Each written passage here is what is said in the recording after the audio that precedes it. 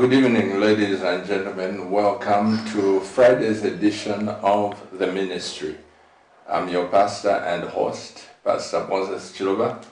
In the studio with me, I am privileged to host once again a servant of God from Mondola, an apostle in this nation, and God has used him tremendously within the boundaries of Zambia and outside. In the studio, as I said, join me to welcome Apostle Mtungu. Apostle, welcome to the program. Thank you, Pastor Chiluba, and thank you, our viewers. Good evening to all of you. How is Ndola? Quiet. It's quiet. I like that. It is a very peaceful. Yes, sir. Peaceful town. Yes, sir. And we have also seen just a little bit of the pieces of the cake, the national cake. When we look at places like Mitengo and even places like Chifubu and Kawama, you see some expansion going on. What is happening in Mitengo? Mitengo, that's where the cemetery. That's the cemeteries, but most people know it for the cemetery. But there's this is a big township. It's like our Chalala. Oh, really? Yes. So people have started settling there? Substantial housing going on there. Yes. Oh, really? Yeah. It's just that our road there, especially Semflira and Ndola Road, it has been neglected ever since I don't know whether I can say ever since Walensky.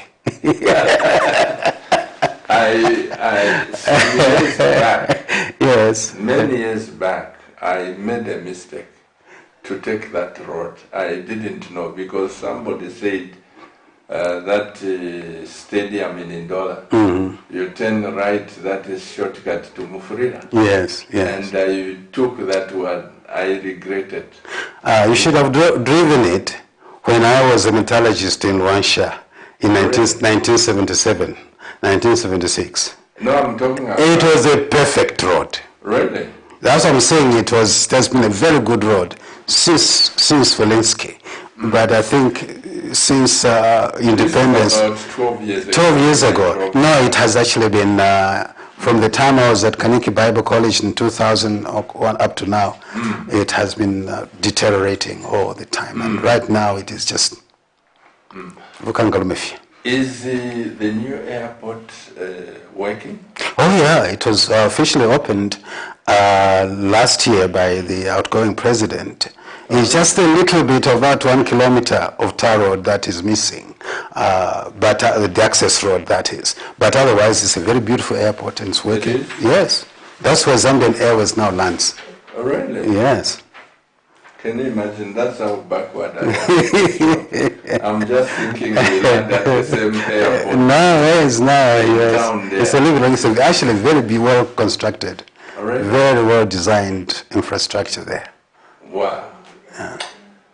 Bishop, I am so privileged to have you here.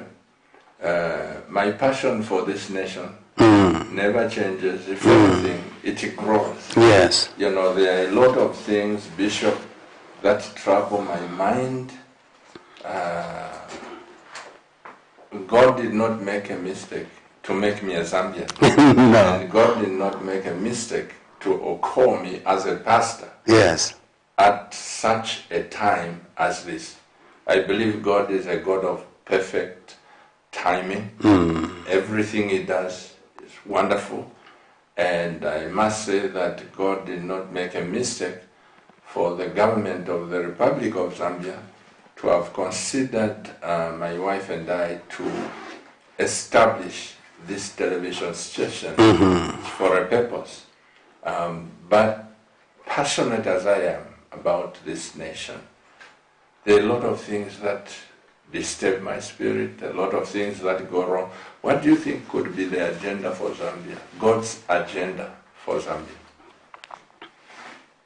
It is a very important and necessary question, Pastor, that you have asked. It's a matter that I've pondered for many decades now, ever since Zambia was declared as a Christian nation. And I have explored the Bible, have read, I taught Christian history, the history of the church, and all those, and of course I've kept my ear closely to the prophetic words, both the words in scripture as well as the modern prophecies that are coming forth. And I think it is fairly evident that the Lord is up to something very critical, not only for Zambia, but also for Africa as a whole. And the fundamental struggles and challenges that we are facing really arise from kind of a similar situation that Israel experienced when they were in Egypt. Do you know what the devil did? When the Israelites were in Egypt, he filled Israel with giants. Right? He filled Israel with giants so that, because he knew that the promise